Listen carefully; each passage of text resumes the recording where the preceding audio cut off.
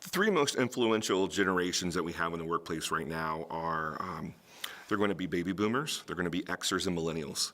Those are the ones who make up the majority of the workforce. Now, what's interesting is that everyone knows that the baby boomers were, and I do say were, the largest generation at one point in time, with Xers being the smallest. Well, recently, within the last year or so, millennials have now superseded the baby boomers as the largest generation. So we now have more millennials in the workforce than we do baby boomers. So what's interesting about having these three folks in the workforce is that they're very different, but yet they share a lot of similar commonalities, if you will. Boomers, if you will, they grew up at a time, coming out of the war. They experienced a lot of, effects of the Great Depression and what that might look like. Their parents went through all of that. And so you have them also being the largest generation, which means they are extremely competitive. So, where there's so many of them, they're always jockeying for position or vying for first place because, there were so many people that were out there trying to get the best jobs, people who were trying to, get the best scholarships into college, et cetera. So it really created a sense of competitiveness. This plays into the workforce because now with all of these other generations that are there, they're still trying to be as competitive. And, they've always seemed to think that while you're at work, you're loyal to your employer. You work hard, you get rewarded by the employer, and you put in your time to be successful. As we've always heard it, you pay your dues in the workplace. So that is the mindset that a lot of the boomers come from in being able to look at work.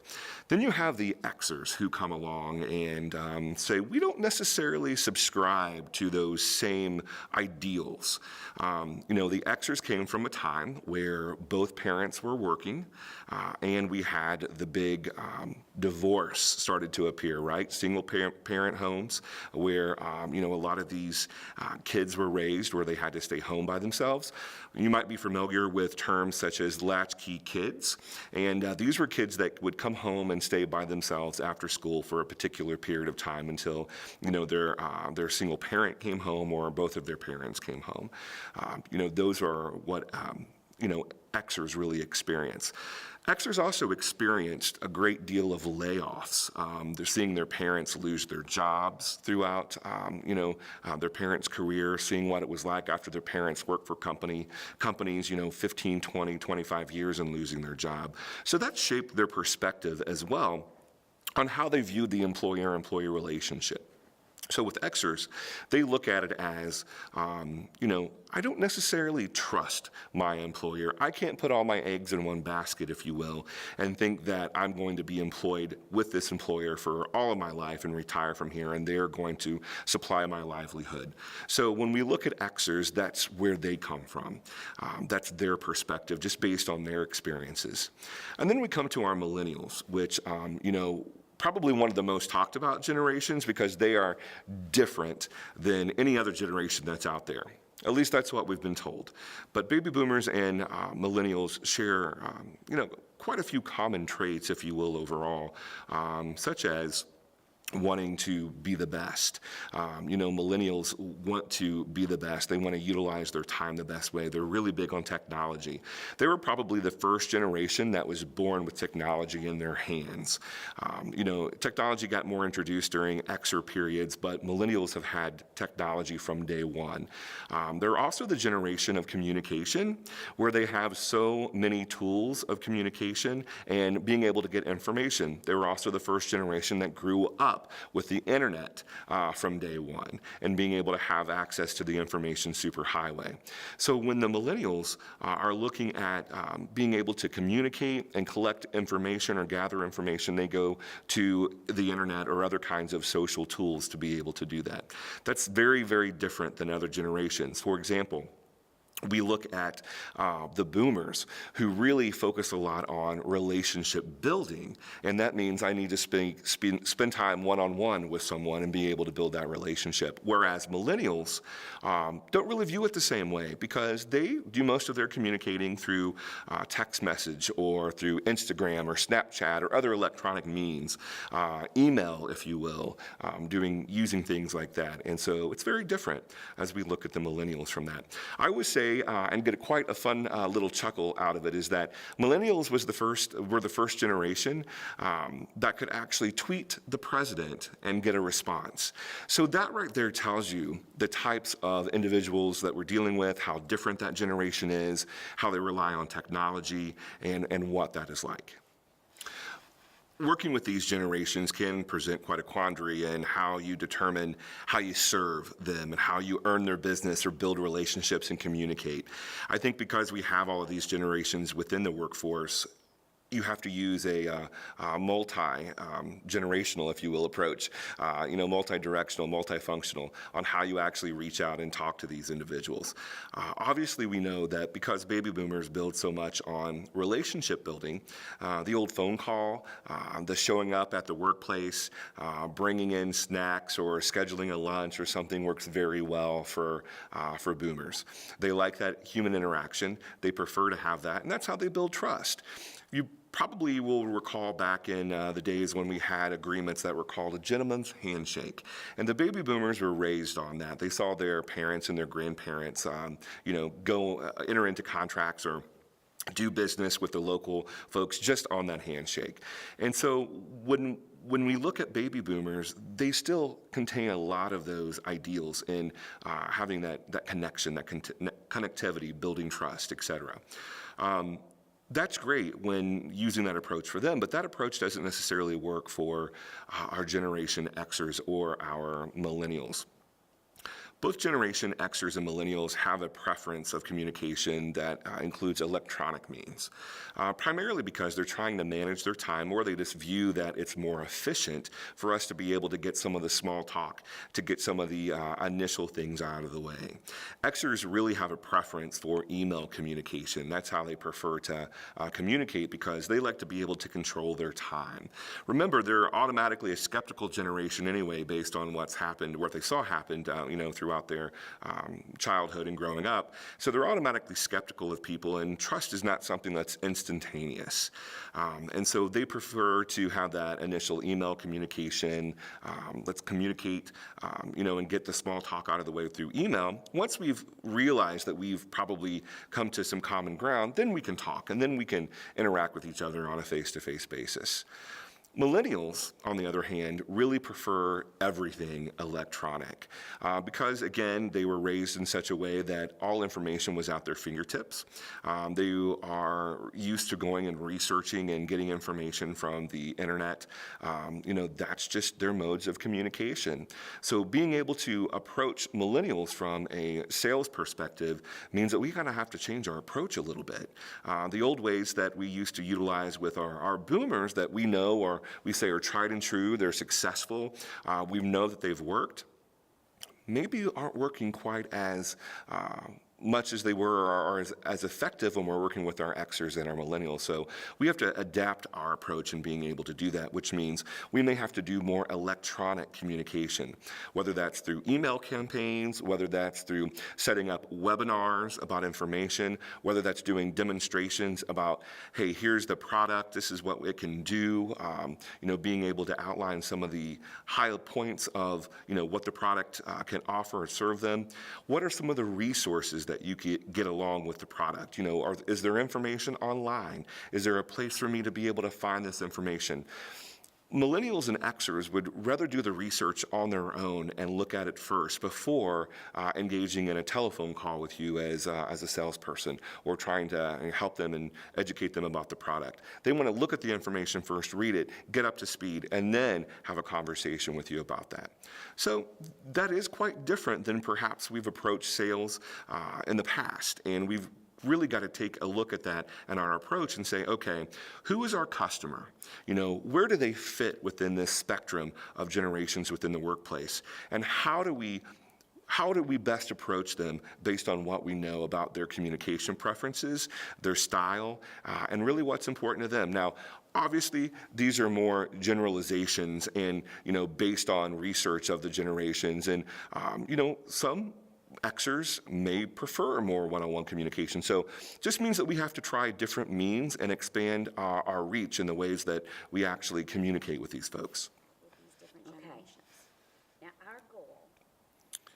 In a world where products seem to be pretty much equal in how people might view the quality or service, the one component that really can differentiate that product is really through its business relationship and account management.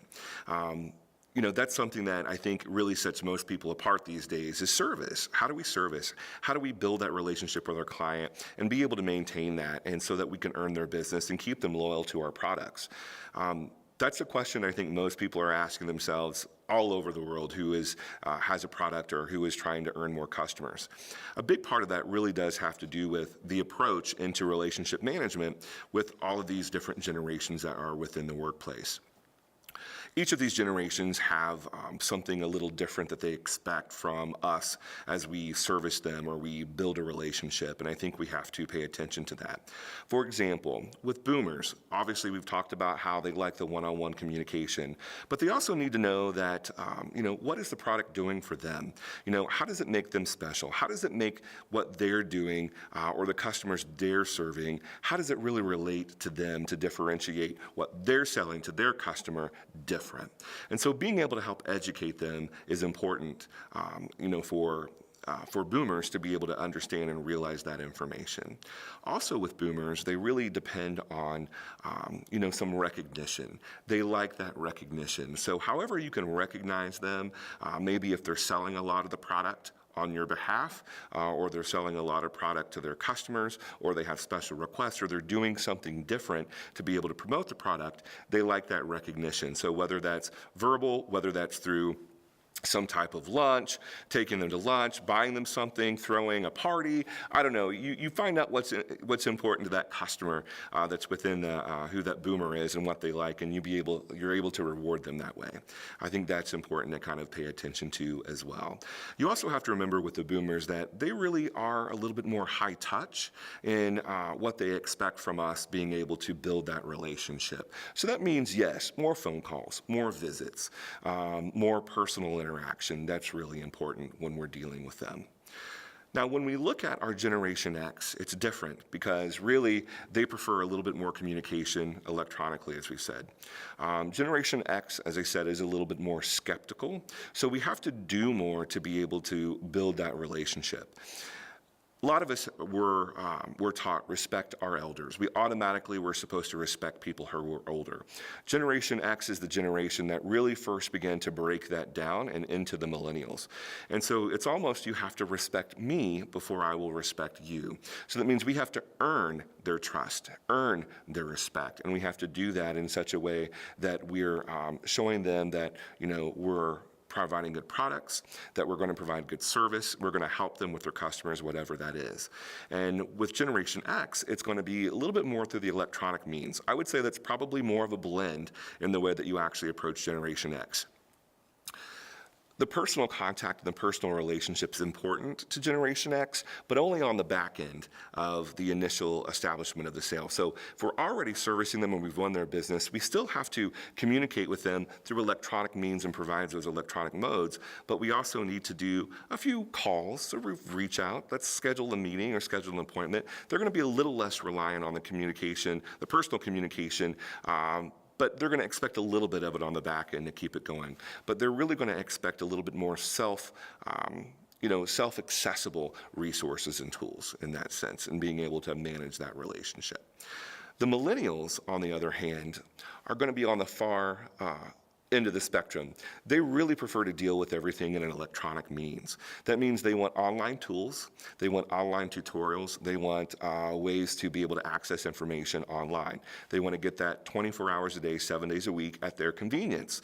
If I'm a supplier and I've got a product that I'm trying to sell or I need information on, or if I'm a contractor, et cetera, and it's 12 o'clock at night because I'm working late and I'm trying to get some things done, I can't necessarily pick up my salesperson and reach out to them and give them a ring and ask my question. But what I do expect is to be able to go online and be able to find that information at my leisure, at my own time. So when we're dealing with millennials, that's what they're looking for. So the more that we can show them or educate them, introduce those kinds of electronic resources for them, the more we'll earn their business and show that we're building a strong relationship. And our product is different because we provide you with all of this additional information that you're seeking and requesting. Once we really interact with millennials and we start to understand what it is that millennial customer, what it is they want from us, we continue to have to strive to continue to meet those expectations. And so we know that it's more of an electronic means. We know that it's more of a self-service means. But they also want to be able to pick up the phone and call us if there's a question or a problem that they can't figure out on their own. And that's when they'll reach out to us, and we have to be prepared for that. But we have to really provide them with the tools necessary to be successful initially. That's what they're looking for. I know a lot of suppliers and sales organizations are transitioning their businesses to, a lot of them are family owned, and so they're transitioning to, other family members, et cetera. And they've built their business based on the ideals of the gentleman's handshake and the contracts like that, the relationship, meaning it's personal interaction, being able to, know about the person's family or know about things that are going on in their communities, et cetera. And, when we're transitioning that business perhaps to other family members and trying to understand what really works for other types of generations that are out there, more of the electronic means, people may say, well, if we take the human element out of it, is it really a relationship? And it depends on who you ask. So if you're asking a boomer, yeah, they're going to say it does. Taking out the human element of that does not constitute a relationship. It's just an exchange of information. If you ask an Xer and a millennial, they're going to tell you, yeah, we're starting to build a relationship with the exchange of information. Exchanging information via email, inquiring for things about online, yes, we're already starting to build a relationship that way. While it seems odd to some folks because, we don't have that human interaction, there is a human behind some of those electronic exchanges. And people from the Xer and millennial generation do understand that. Xers and millennials are very big on networking. They're big on growing their circles of connections. One of the biggest ways they do this are through online message boards, online community groups, et cetera. And it's not uncommon for them to go to a meeting for the very first time and meet someone in person that they've had an electronic relationship with for several months. And there's nothing, in their eyes, wrong about that. That's different for boomers who really focus on that one-on-one component. So what we have to learn is that the relationship, or a definition of relationship, is changing, is different based on, our other generations that are out there. Yes, we know what we've done in the past of building relationships. We say are tried and true. We know that they've worked, and, if it ain't broke, don't fix it. Well, it's not necessarily that it's broken. It's that it works for a certain group of people, but for other groups, it doesn't necessarily work quite as well. And that's something that is difficult for us to realize, to say that what we've always been doing to achieve success may not be working now. And it forces us to step outside of our comfort zone and say, well, what other kind of things do we need to do? Companies who are embracing technology and the changes within technology succeed. I think as we approach those relationships, as we begin to move into the future, we have to understand that relationships really do have a different definition, and we can have electronic relationships. And we can start relationships electronically with people we've never met and only communicated with. We sort of done that in the past just with the telephone, where we talk to people. It's a little bit more human element there because we actually hear someone's voice. But when we look at using electronic means or other kinds of electronic media to be able to build relationships, we have to be open to that because that's what the customer and the client's asking for. Right now in most With most products, you can go online and learn about them. You can find their specs online in different documents. You can find out information. You can contact a salesperson electronically via online means. So we really have to be more adaptable as we look at that and say, yeah, we do need to expand. You may not understand it. You may not understand removing the human element of it, but that's because perhaps we're not in that generation, and what we really cherish is how we like to work. And we realize that other generations don't necessarily work that way, and we have to make that change, or we have to adapt. Knowledge, et cetera, and demand it 24/7. Technology has really changed the way that we do business. Because of technology, it's supposed to make our lives easier and be able to get more information faster and quicker. And that has really posed a lot of change on manufacturers and how they run their business, how they actually deliver their product or, supply their product out there. In the past where products may have been solely sourced from the salesperson, where the salesperson managed the relationship to their suppliers, perhaps to the contractors, and help through installation. Now people are looking at it differently because there has become an overwhelming expectation that we should be able to find anything we want, any information on the internet or online. You look at Amazon.com. You can buy anything there, right? And that's what people have become accustomed to. So we have now begun a transition into a world where customers expect that they can come to our website, they can come to any of our pages that we have that are out there and get any information they want, and they expect that. If they aren't able to do that, then they make a decision that perhaps this product isn't for me. Let me go look at another product that's out there and see if it's available. Okay, if it's available here, it's easier for me to access. That's what I want. People want easy access to information. They want easy access to, product knowledge. They want easy access in the form of webinars, video tutorials, downloads, specification downloads, any of those kinds of things. And when they want to be able to get it, they want to be able to get it now.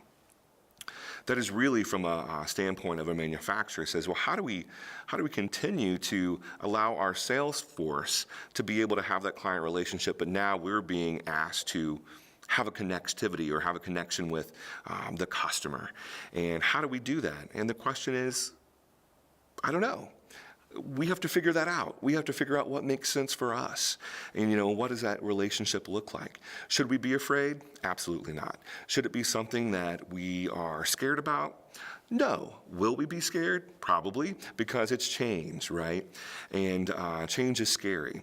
But because of the way that, business is operating and the world is operating, we have to embrace change, and we have to say, if this is what our customers are asking for, because we know both Xers and millennials want that information. They're used to getting that information. They have information at their fingertips. Millennials especially have grown up with all information at their fingertips. They expect that out of us and our products and what we can provide them to build that relationship, to build product loyalty, and really just to be a contender out there in the marketplace. That's what they expect from us. So we have to look at ways to make that work. We have to identify, what that might look like as far as the relationship between the manufacturer and our sales force. We have to embrace the change. We have to provide input. And we need to be asking questions from our customers. We know what they want. We have to meet those. If we don't meet their expectations, there's other companies out there, other vendors that they can go and get that product from that probably will. The online world has just really changed how we do business in general, right? We see so many businesses that are scaling back their physical sites because of online sales. We know that we can go to places like Amazon.com and find pretty much anything we want. We can compare prices from different vendors. We can get overnight shipping, etc. We can now design our own T-shirts. We can now design our own clothes. We design pretty much anything any product that we want online and make it happen. that has really impacted the way that we do business and we sell. And, we have to look at what does that mean for us? What is it that we need to do to be more effective? I think in being able to offer clients the opportunity to purchase a product online, being able to offer them the opportunity to design or, customize a product online only makes you more appealing from a vendor standpoint or a supplier. It allows customers that opportunity to get what they need done with being able to submit the specifications they want, to get the product they need, and to do it very quickly. Now, as we've talked about before, with the different generations, is that Generation X and Generation Millennials, they aren't necessarily real big on the relationship kind of component, meeting with all that, because they can kind of do without. That's why they're big online shoppers, and that's what they do. So from an organization that's used to having a lot of high-touch relationships, et cetera, this can feel a little different. It can feel a little isolated or left out. Or sometimes folks can even feel like, oh, they're trying to maybe push us out of the process. And that's really not it at all. It's more about doing what we need to do to ensure that we're able to meet our customers' needs and expectations, and that means we might have to change. Just means we have to look at the sales process or the relationship process between our suppliers and what we do as manufacturers differently and find a place for them. People want to be able to buy things online. You can buy a house online, you can buy a car online, and you can buy things without even having to go look at them that perhaps, myself and maybe other people would not be happy doing. But these new generations, yes, they're very much satisfied with just being able to buy a house or a car online and just move in and take it for what it's worth. So we have to adapt those ideals and those thoughts into how we sell our product and how we do business. That does mean we have to change. I know change is hard, but if we embrace change and we understand it and we have a voice in change and be able to help, from a sales perspective, to help the manufacturer be able to do this and still see how we fit in the process, I think that's important. But the thing is to remember is that we do want to change. We don't want to be that Polaroid company that just disappears because we did not change with the times. Seeing a manufacturer do more online as it relates to design, maybe even some sales, or implement the product, et cetera. Work that used to be done by Salesforce or services can be a little scary. It can cause some apprehension because you don't really know what that means for you. And we all want to know as we sell a product, what does that really mean for us, and how does that impact us? I would say to business owners that are out there that are, maybe feeling apprehensive about this, to say, ask questions, embrace change. Know that with this marketplace that we're in today and how technology plays such a strong role in it, embrace that. Learn what you need to do to be effective within your business. Some folks may say, hey, I was doing full cycle sales and service of the product, and now the manufacturer is taking part of that away from me. What does that mean? Well, that means that you might be able to do more to develop your business in your territories, to do more technological marketing campaigns, to build more relationships, whether that's in-person or electronic relationships with folks, to be able to maintain their business and to grow your business and to do other kinds of things. For other business owners, you may say, you know what, I just don't know if this is for me. You can always continue to do what you've done and be able to put those methods in there and continue to be successful. But again, as the world changes, the market changes, and technology plays such a big component in what we do have to adapt, or we're going to become obsolete. So we have to understand that. Or we might say, you know what, hey, I just don't want to get on board with this. I'm ready just to move on, and that's an option as well. You can always plan your exit strategy.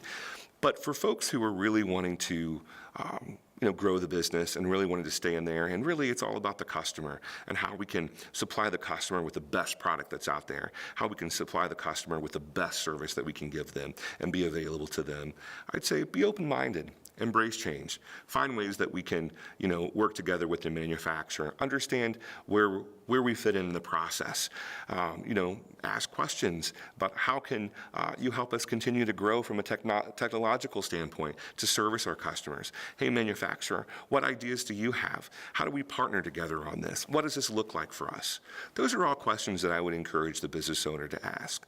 But I will say the one thing that I do know is that we're not going to lose technology. It's not going to go away in how we do work or its impact in the way that we, sell our products, market our products, service our products. It's only going to become more ingrained into all of those processes. So we have to get on board and we have to embrace it and find ways to be able to fit that into the way we've done things. Yes, it will require us to change. We will have to do some things a little differently, but change is good. There's what they call growing pains, and some of the best growth that we have come through the pains and the strain of pushing us to that next level.